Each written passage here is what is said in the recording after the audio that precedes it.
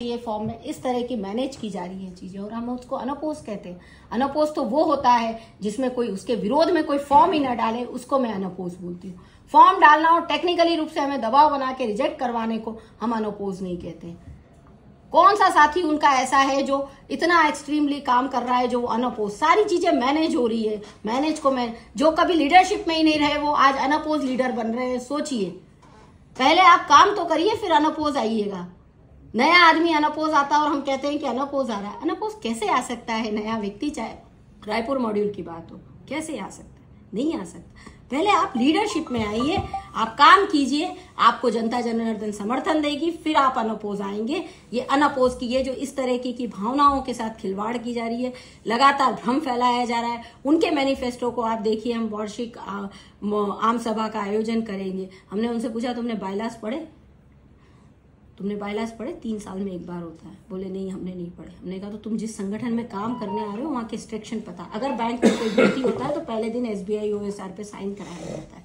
अगर मैं इस ऑर्गेनाइजेशन में आ रही हूँ तो मुझे यहाँ के पता होना चाहिए। ऐसी जानकारी विहीन लोगों की टीम है।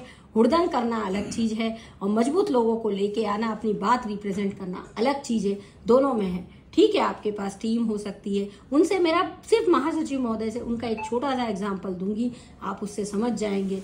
उनके कई ऐसी चीजें हैं, अभी चूंकि मैं तो कई चीजें बोलती नहीं हूँ, बोलना में मुझे लगता है कि यार मैं किसी का व्यक्तिगत हित ना हो या व्यक्तिगत इमेज ना करूँ। नया युवा, नई बहुत सारे हमारे युवा साथी हैं जिनको ये इतिहास नहीं पता है।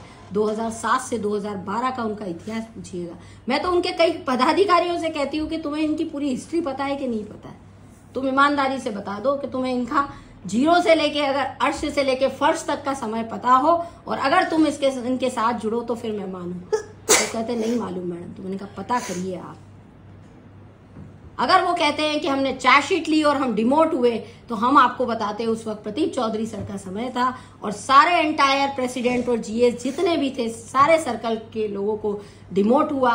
लेकिन उसके अगला पहलू नहीं जाते हैं। अचानक हम हाई कोर्ट में जाते हैं, चेन्नई हाई कोर्ट में। चेन्नई हाई कोर्ट फैसला देती है और उसके बाद अरुंधति रॉय मैडम आती है और उन्होंने सबको रिवर्ट किया डिसीजन को, और जो जिस पोजीशन में था वो आया। अगला पहलू नहीं बताया जाता जनता को। वो सामूहिक क्रिया थी। आज मैं लीडरशिप की ऑनरशिप में आ रही हूँ, कल कोई घटना मेरे साथ भी होगी, मैं भी लड़ाई लड़ूंगी, तो उसमें हमने कोई बहुत बड़ा बलिदान नहीं किया।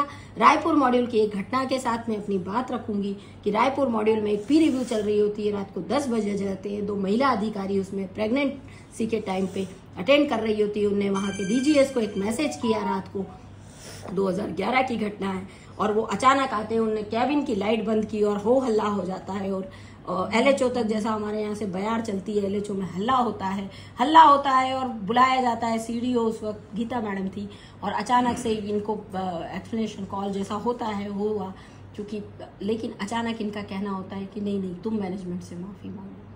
अगर मेरा रीजनल सेक्रेटरी यहाँ कोई लड़ाई कर रहा है तो मेरी सबसे पहले, क्योंकि प्रबंधन जो होता है वो पिता की भूमिका में होता है, एसोसिएशन माँ की। अगर मेरा साथी गलत भी है तो मैं उसके साथ तब तक लड़ूंगी, तब तक खड़ी रहूंगी कि जब तक मैं उसको, या तो न्याय, गलत भी है, मैं मानती हूँ कि गलत भी होता है, सही भी होता है, दोनों चीजें, लेकिन हम फिर भी नम्रता से बात करते हैं कि नहीं सर, इनका इससे गलती हुई है, लेकिन हमें इसके साथ खड़े रहना है। ऐसी विचारधारा के लोग हैं हम लोग। आपसे चाहेंगे 23 तारीख को हम आपसे पुनः अपील करेंगे, जब आप वोट करें एक बार आंख बंद करके सोचिएगा कि ये प्रत्याशी मैं तो स्वयं बहुत सक्षम हूँ, मेरे को कोई दिक्कत नहीं, मैं तो सब मैनेज कर लूंगा, लेकिन क्या ये दूर दराज बैठे मेरे व्यक्ति की आवाज बनेगा? साथियों, आज फाइनेंशियल में एसोसिएशन नहीं है हमारी।